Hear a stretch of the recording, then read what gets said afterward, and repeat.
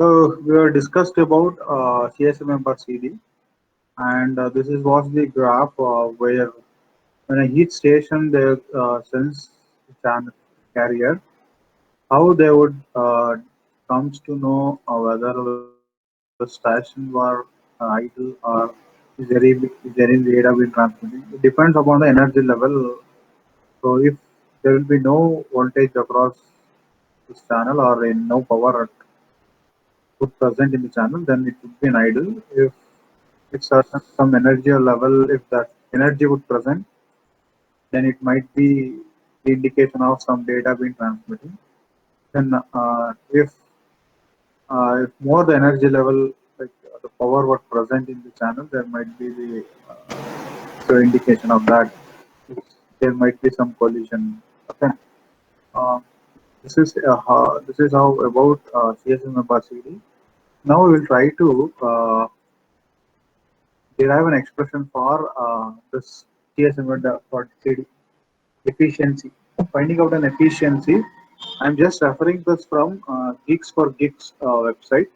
So you can also for materials you can look at it here.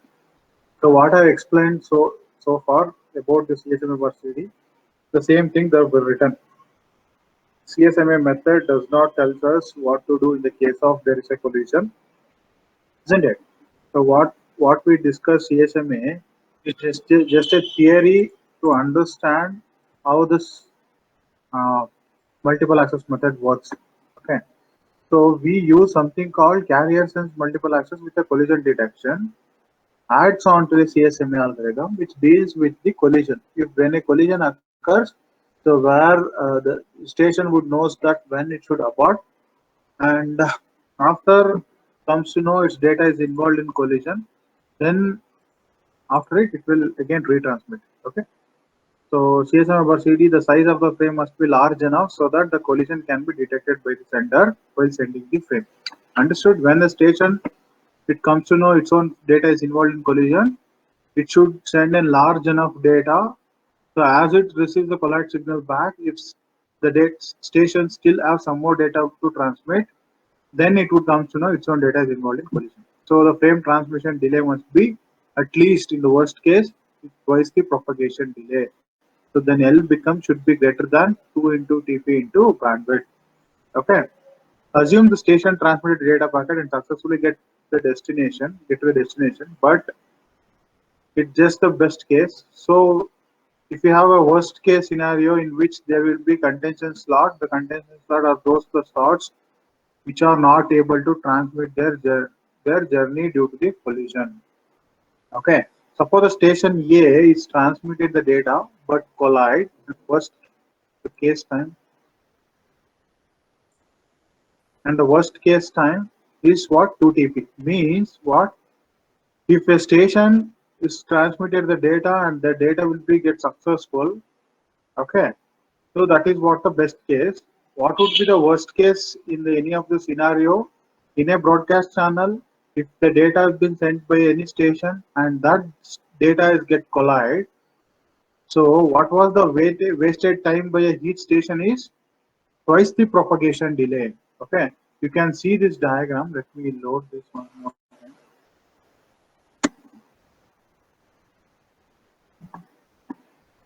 Okay, you see this diagram. Let us say A station and there will be B station. Okay, so all this what we written here is what we call contention slot. Okay, for every successful transmission, there might be lot of collision. After a lot of collision, there will be one successful transmission. Okay, so if you would assume this slot as a collision slots, and what was the time wasted by each station is equals to 2 TP, isn't it? The 2 TP, and I don't know how many collision slots that you might have. That is what I said. For every successful transmission, before that there might be number of collision, after every successful collision there will be one successful transmission. After a number of collision, there might be one successful transmission. Okay, so that is what here we said. So Let us hear. Suppose station A transmitted data but collide, and the worst case the weighted by is 2 TP. Then some station B found that the way to transmit the data so that it took the data and it will transmit, right? As every, let us assume, right, let me write it here. It's review, then start. Okay, so this is a timeline. Okay, let us say this would be a contention slot. What do you mean by contention slot? Where the frame is get involved in collision, and what was the waiting time is 2 TP. And this slot would be n number, means on every successful, on every a number of frames which been transmitted and it's collide, followed by there might be n number of collision, and each slot will be contention slot, and each time which we waited by each host is 2 TP. After there will be every successful collision of some station, there some other station might have a chance to get transmit their data, which is one successful transmission. After a number of collision, there might be one successful transmission, or after one successful transmission, there might be again number of collision, which is 2 TP. It involves successful transmission, it involves TP, TT plus TP. After that, again you might have a number of contention slot. After that, again you will get a chance to transmit TT, then again TP. After this, again you might be followed number of contention slot. Okay, and how many contention slot I don't know. I'll just write 3 contention slot. It could be n number. Then after it, you will get a chance to transmit this data. Okay, if you observe this time diagram, there is something which keep repeated, right? After some number of collisions, there will be one successful transmission. Again, after some number of collision, there will be one successful transmission. Then after some number of collision, there will be again one successful transmission. So there is the cycle which keep repeats. Okay. So we know that efficiency we would finding out use cycle time upon useful time, isn't it? Useful time. So useful time. Okay. So what is the useful? What is the cycle time? If I take one cycle, this is, let us take this would be one cycle. Okay. What is the cycle time? There will be a number of slots where each slots would be of 2 TP, and I don't know how much it is. Let us say the number of collision slots, contention slots would be C into, and each slots will be followed of how much time? 2 TP plus TT plus TP. TT plus TP is the one cycle time. So this is one cycle time. Upon this, what is the useful time? The useful time is only 1 TP. Okay, so this is what the efficiency. So now I have to find what is this called C. How many contention slot after a station if it follows to get one successful transmission. Okay, that I have to find. Okay, so let me go back to that here. So the efficiency now, how I can write it? So TT divided by C into 2 TP plus TT plus TP. Transmission time and the propagation delay. Now I have to find the probability of success. Okay. So before that, let us assume there were n stations were connected. Okay. And each station have a probability of P to transmit their data. Okay. When there is a success of transmission. Okay. In CSMA bar CD, for a success, when there is a chance of success, among this total of n number of stations, if one station send one frame at a time, then that will be successful. If more than a station at the same time, if they transmit the data, then that leads to be collision. So when there will be a success, for a success, only one station should transmit, while other stations should not send or should be reframed. Okay, then let P be the probability of transmit of data successful. Then how to find a P success? P success is equals to, out of n station, C of one station should send with the probability of P. and n minus 1 should be in reframe, should not send 1 minus p to the power of n minus 1. If you see this, it's something is equals to binomial distribution. Let us have a coin. You know that binomial distribution, right? If you have a coin and it has two faces, head and tail, how many times if you toss, how many times that head will appear and how many times the b will appear. So for the probability of success, I can write this is an expression, binomial expression. Okay. In order when we will get a maximum of success probability. So for this above p success, if you differentiate with respect to this probability p, and if you equate it to 0, then you will get maximum, the probability of maximum success. So and if you substitute this and if you differentiate twice and if you substitute, so you will get p max as 1 by e. Okay, so 1 by e, if you substitute, so you will get p as 1 by n, and if you substitute over here, you will get 1 by e, and the number of times we need to try before to get the first success is 1 by p max. So 1 by p max is 1 by e, 1 upon 1 by e, you will get e. And if you now we know that what is e? E is actually the number of times that the collision could happen before the one successful transmission. And if you substitute over the efficiency formula, so efficiency will become t of t divided by e into 2 into tp plus tt plus tp. So then efficiency will become 1 upon, if I divide numerator with tt, numerator and denominator, your efficiency will become 1 plus 1 by 1 plus 6.44 a, where a is what? A is tp by tt. So this is what the expression. Okay, this is what the expression. Okay, let me write it here. We'll go to the next slide. I'll write it here. So what was the expression we found for a CSMA per CD? It is 1 upon 1 plus 6.44 into a. So where a is what? 1 upon 1 plus 6.44 tp by tt. So what is the formula for each these two tp and tt? Is equals to 1 upon 1 plus 6.44 d by b, and tt is what? L by b, so that if you reciprocate, you will get b into L. So what is this? Like this protocol is made. This is the efficiency formula for CSMA per CD.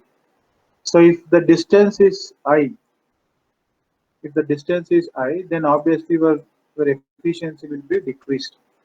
The distance between the host is I, then obviously your efficiency will be decreased. Then I would say where this CSMA per CD will be best for LAN, not for WAN, because says if it increase the distance, then the denominator will increase. Obviously, the efficiency will be get decreased. What if a length of the packet would be increased? So then the denominator will decrease. Then obviously the efficiency will increase. If the length of the data will be increased, the efficiency would also be increased. Okay. So then it will not, CSM about CD will not be used for a small data. Instead, it will use busty data. Busty data means a large data. So this is means how. Okay, this is what the CSM about CD is about. I think you understood.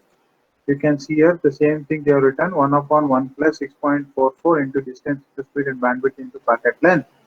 So what this tells, if the distance increases, the efficiency of the CSMA decreases. So CSMA is not suitable for long distance network like WAN, but works optimally for LAN. Okay. So if the length of the packet is bigger, the efficiency of the CSM is also increases, but the maximum length of the limit of this length is 15,000 bytes, 1500 bytes. Okay, and the transmission time is always be greater than equals to twice the propagation delay. Okay, and it will not deals with simple data or small data, deals with bulk data, busty data. Okay, is this understood? So next we will move to CSMA bar CA. If you have any doubts, please ask me now only. So you Sir, can, I will yes. sir, can you just like tell once again what contention slot is like? It is not very clear, sir. Contention slot. Okay. So contention slot here is actually, so when a station can get to complete their data to transmit. Okay. Before that, if any like is something only one station send a data at a time, then it will get successfully transmitted.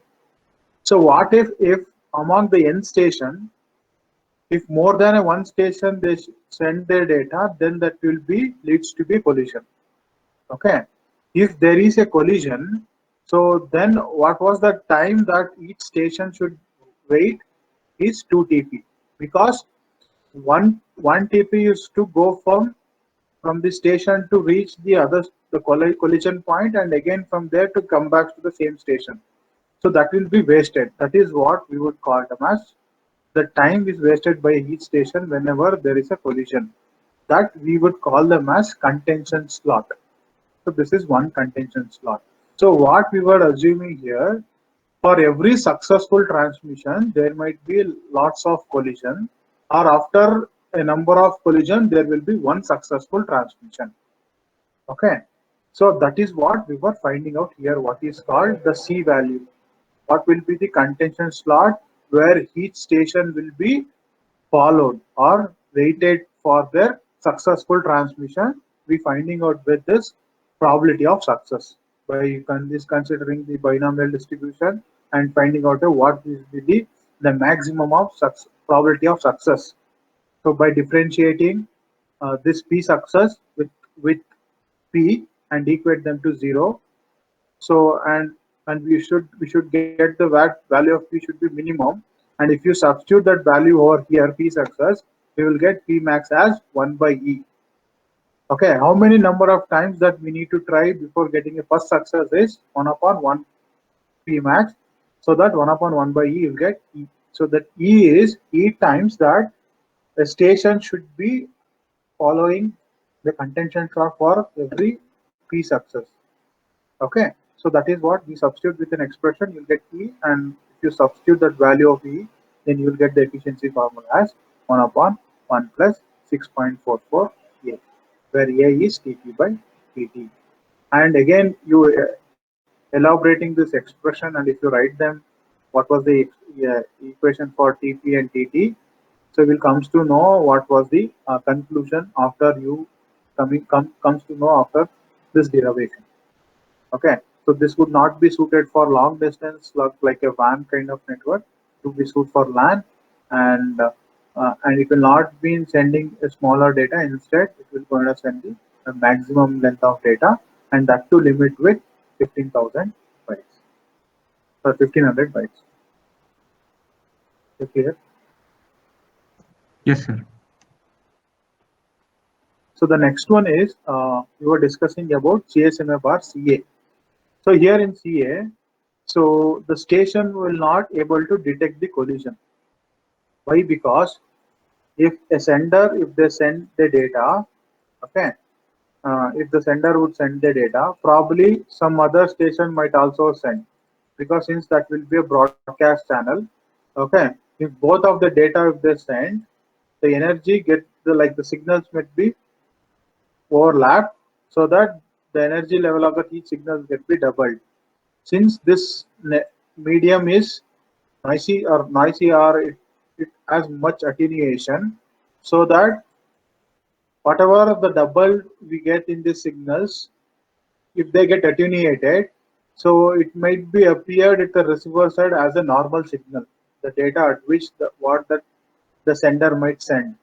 Okay, since that due to of that attenuation, where a receiver will cannot predict whether this might be an actual data or it might be polite data.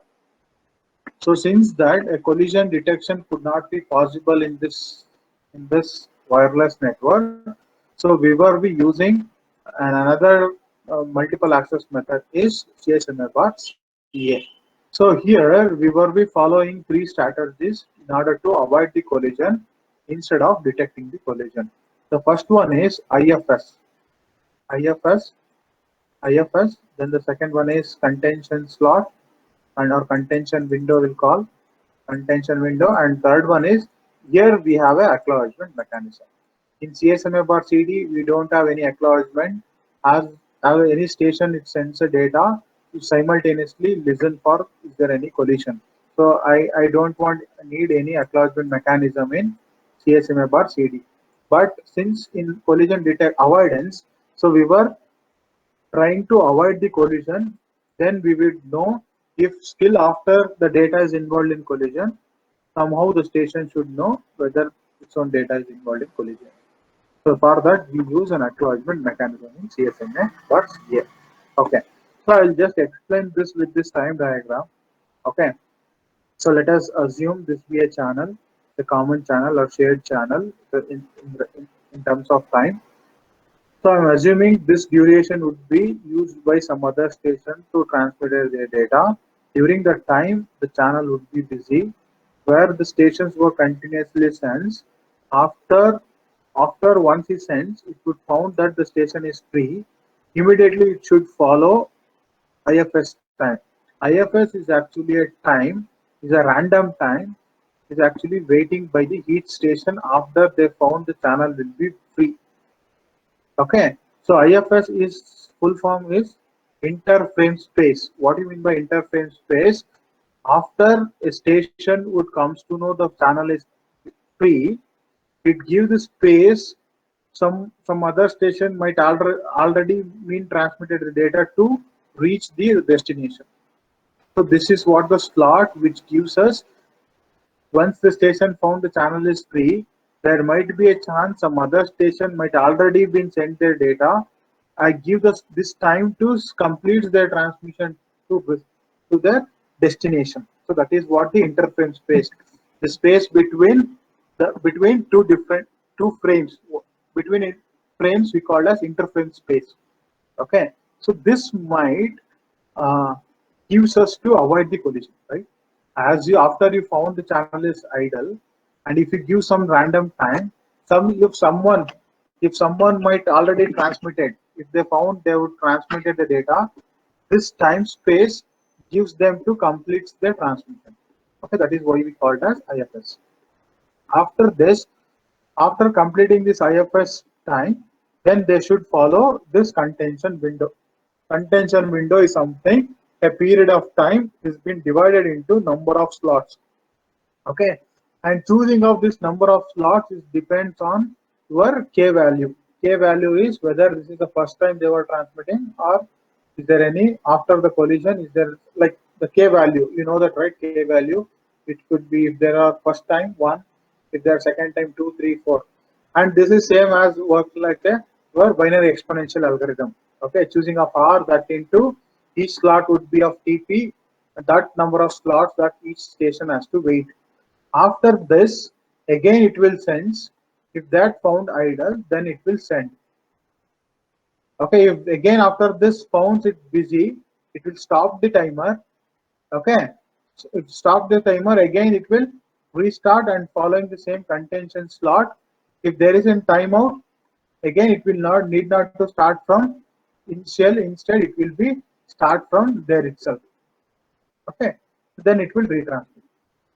Okay, after this, after in following this two as well, IFS and binary like contention slot, contention window, if still this data is collide, then the station would come to know with an acknowledgement. That is what the simple algorithm we used in wireless, and that is carrier sense multiple access, which is collision avoidance. They are trying to avoid the collision instead of detecting the collision. So if their data is collide, then the station would come to know by using the acknowledgement mechanism. So the station will send an acknowledgement. So in CSMA or CA, IFS can also be used to define the priority of the stations or a frame. What do you mean by this? IFS, the waiting time, defines the station which have been already sent to complete their data for the transmission. So that is what the priority of the station or the priority of the frame. IFS is interframe space, and contention window. If the station finds the channel is busy and it does not restart the timer of the contention window, it stop the timer and restart it from the channel where it becomes the idle. Okay, that is one. And this is what the flow diagram of your CSMA bar CA. Okay, again I use the same what I used in the previous tree algorithm. I initialize k equals become 0 and I sense the channel. If it is not idle, then I will keep sensing it again. If that found, then I'll wait for IFS time. Then again I will sense the channel. If it is idle, then I'll choose the R value and that into number of slots I will wait. Then later I will send the data and I will wait for the timeout. Once the timeout is done, before the timeout, if you get acknowledgement, yes, then it will be successful. No, increment the k value, check that to a maximum of 15 times. If yes, abort the session and do it some other time. Otherwise, you do from again sensing the channel from initial. So this is what we complete your CSMA part CA, and we majorly use in wireless.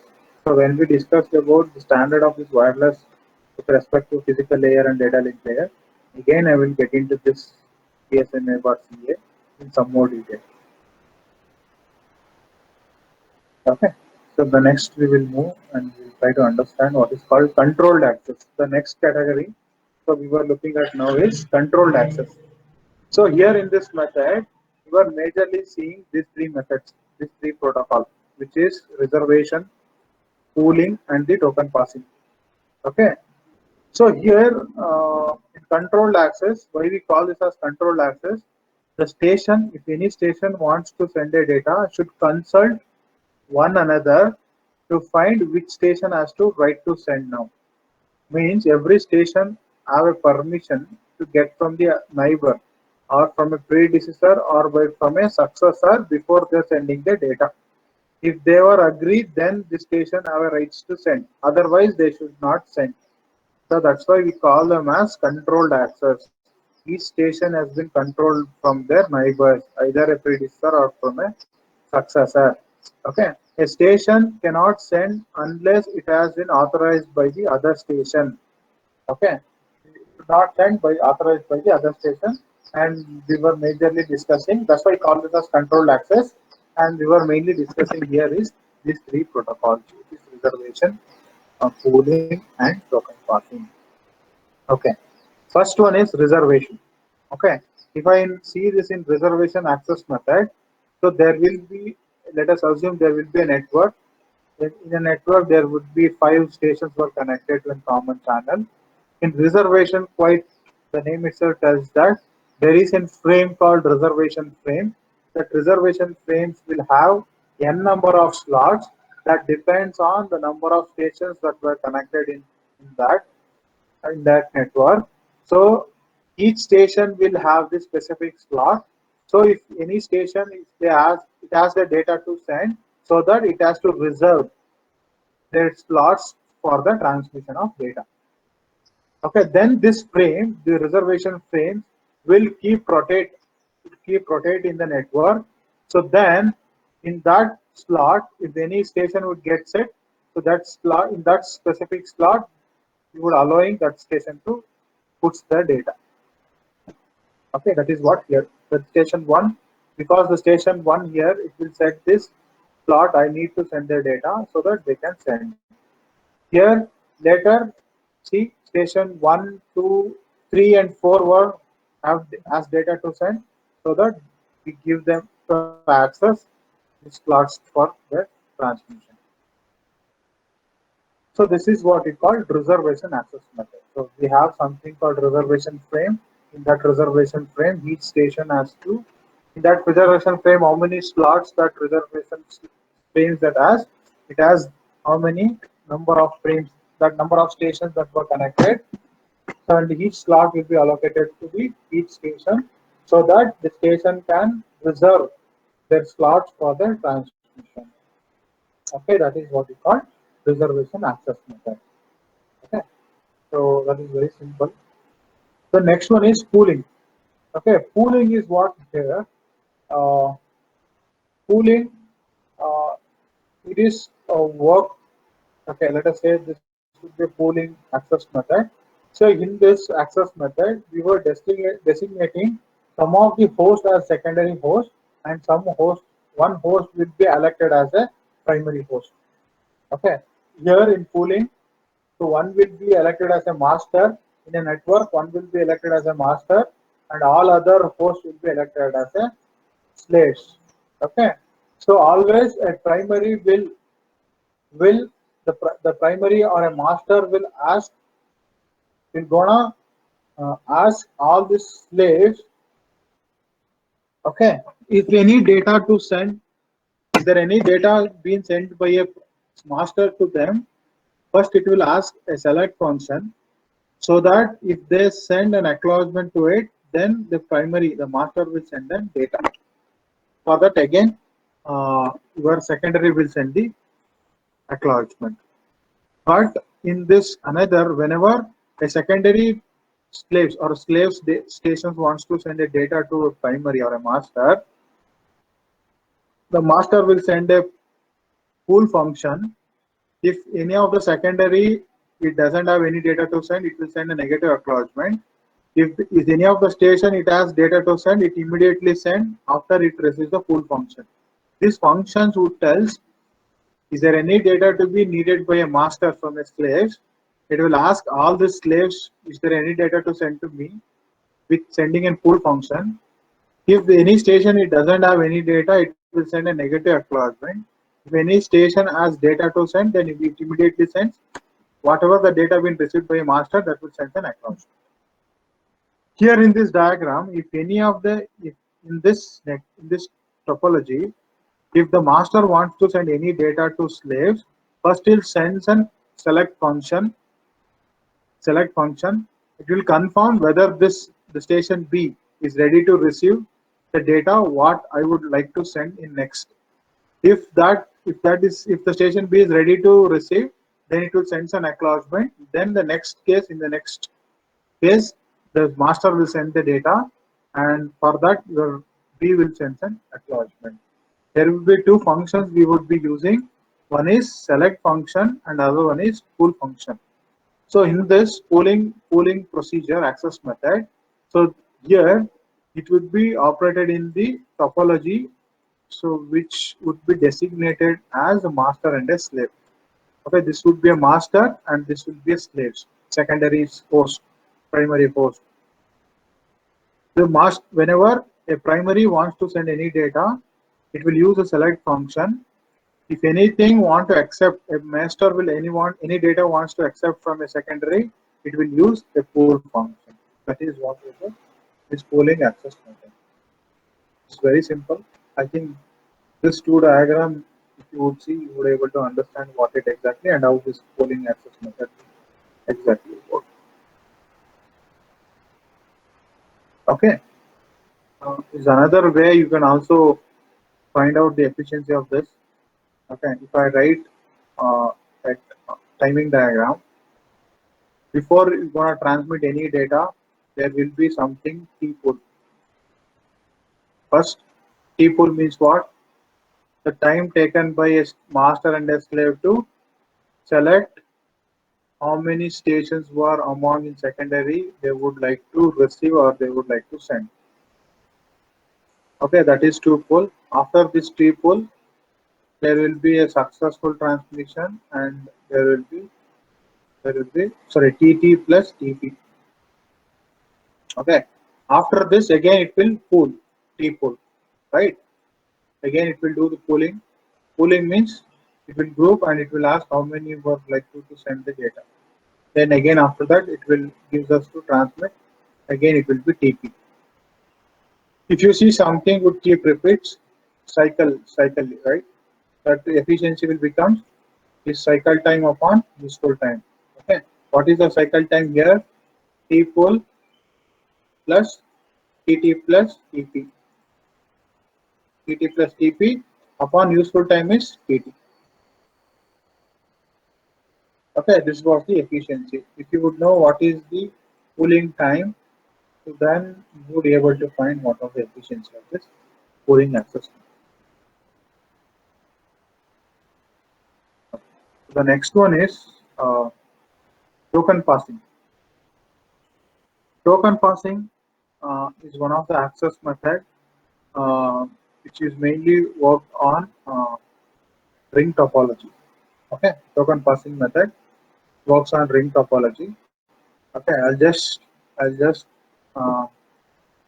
I'll just open and explain the same thing in gigs for gigs token passing.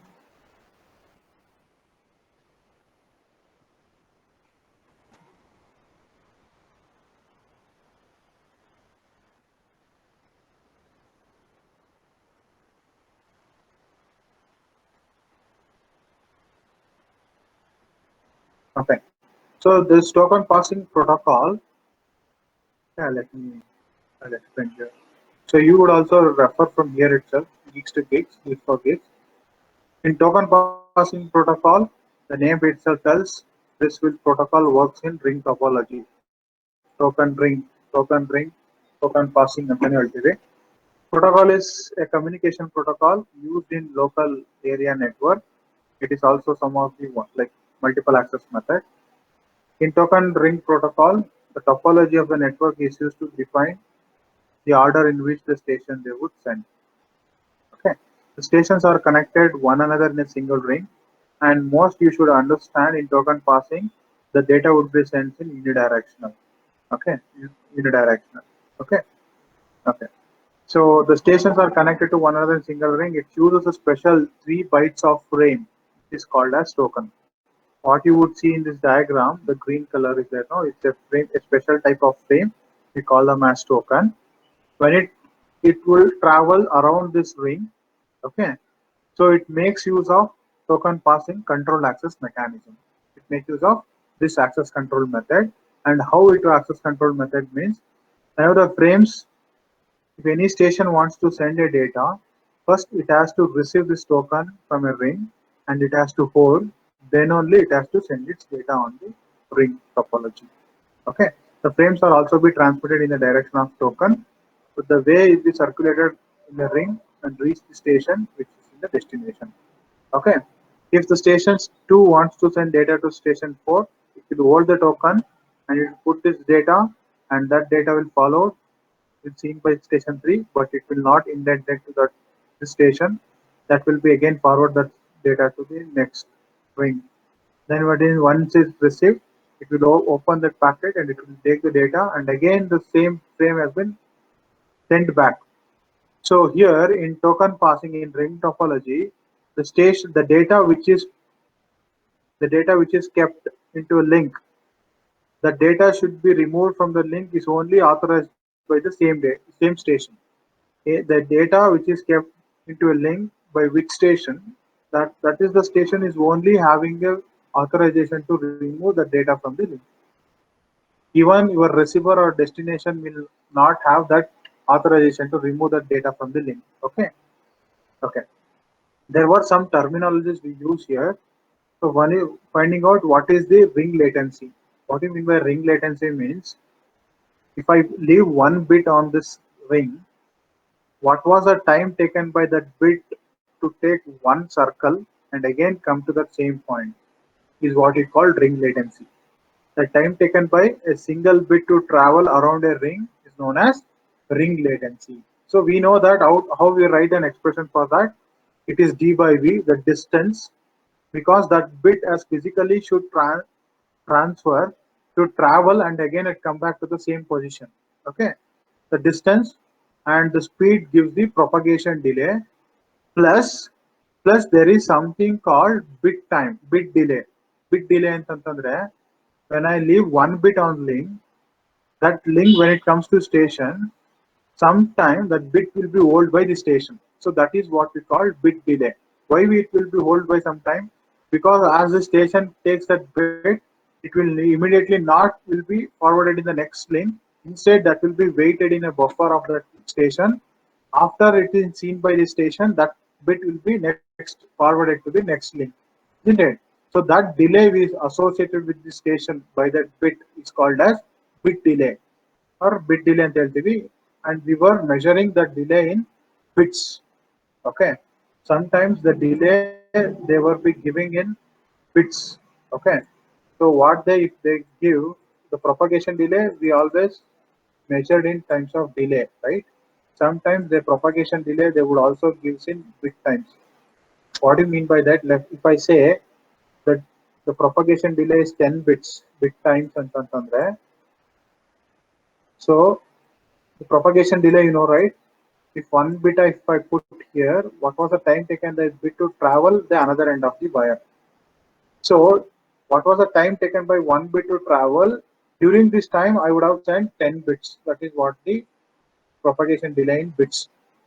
I would have sent, I will send 10 bits during of one propagation delay. That is what the delay we were measuring in bits. How we will find convert this bits into, so if they are given in seconds, they might also give it given in bits. How they will, how will convert this bits into the propagation delay in seconds? You divide this with bandwidth. Even if the bandwidth, if you divide bits with it cancel, you'll get the delay in seconds. If they're given the bandwidth as 10 Mbps, 10 bps, 10 bps with 10 bits would cancel. You'll get 1 second. 1 second as the propagation delay. Okay. Sometimes they would also give, that is what we get, bit time delay. Okay.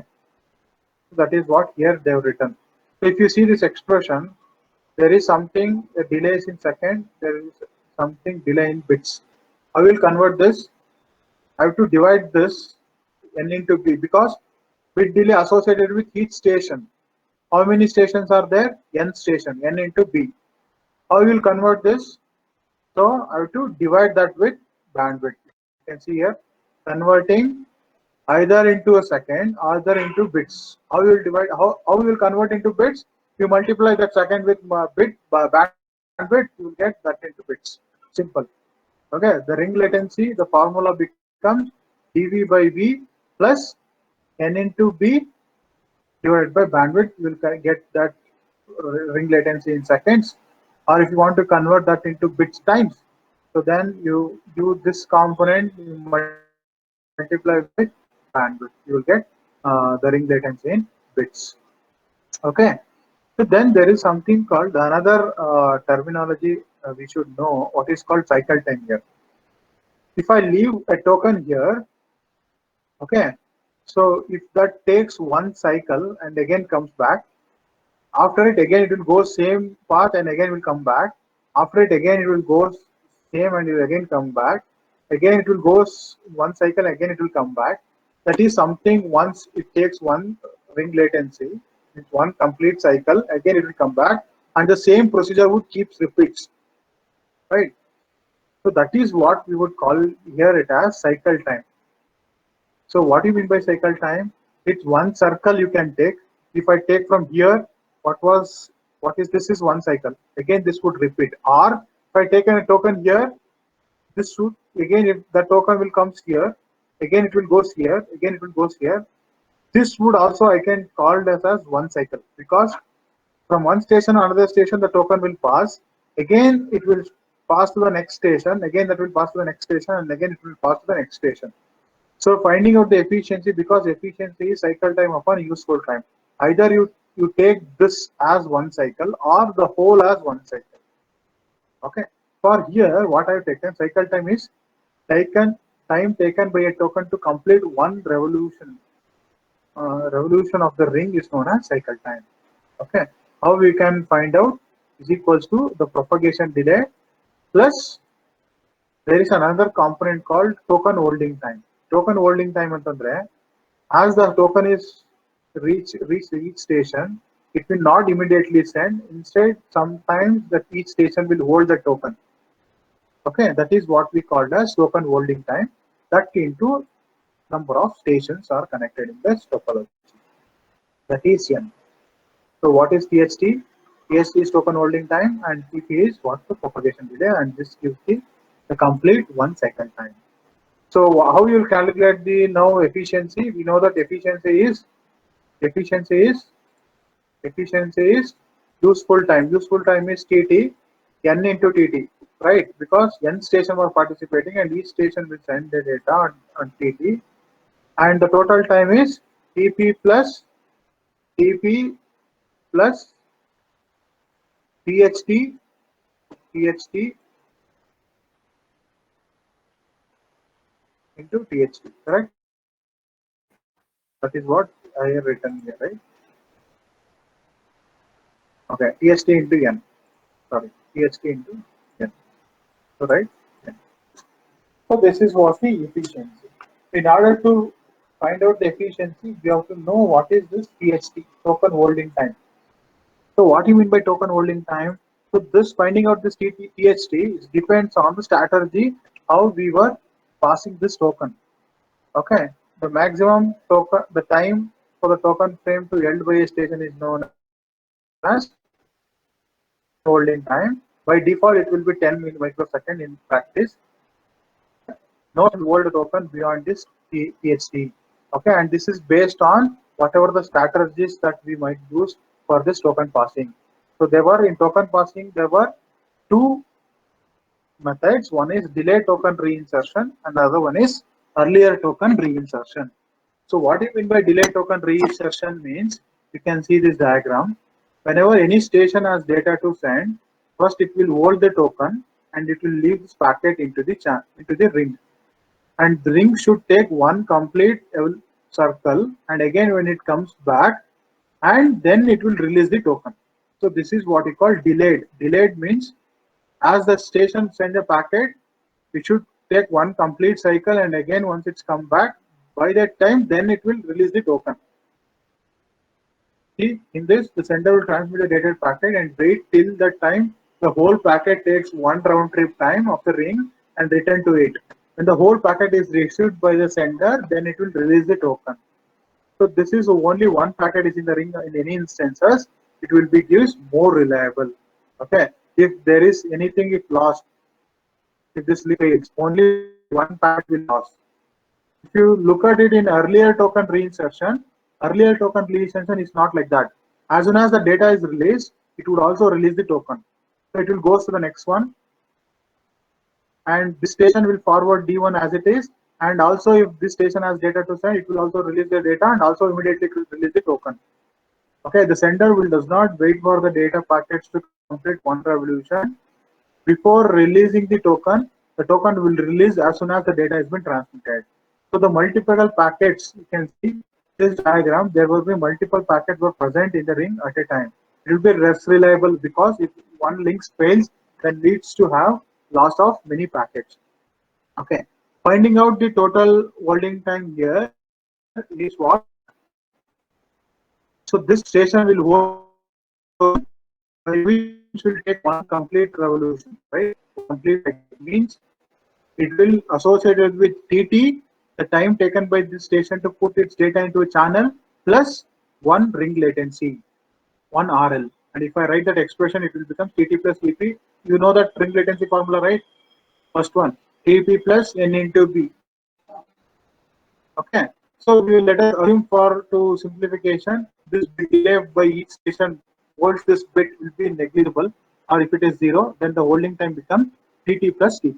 And if I substitute this THT over here in this expression, the efficiency expression there, okay, I'll just show you here the efficiency. So it is Vardian node. If I substitute that TT plus TT plus, what is that expression? TT plus TP. So you will get the efficiency of delay token reinsertion is N into TT plus TP plus this one.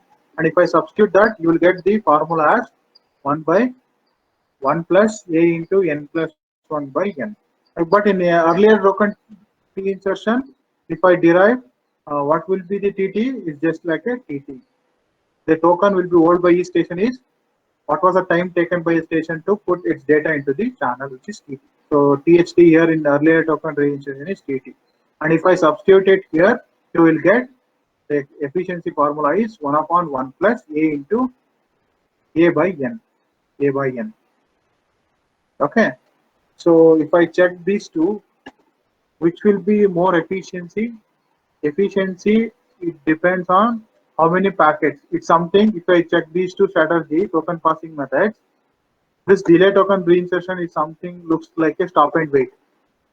Hold a token, send one packet and wait that packet to come back to the same station, then you release the token. It's like a stop and wait. But earlier token reinsertion is something like sliding window protocol. So you send all of them, okay, as it gets back, you will again remove that packet from the ring. More efficiency in earlier token reinsertion, less efficiency in delay token reinsertion, because if you see this expression itself, here we have n plus 1. Here it has denominator will be less. So the efficiency will be more in earlier token reinsertion compared to delay token reinsertion. But if something is wrong in a network or a topology, more so there will be more loss in this earlier token reinsertion because it might be consisting of number of packets, multiple packets. So that leads to less reliable, where in the delay token reinsertion it will be more reliable. Is this understood? So this is all about token passing.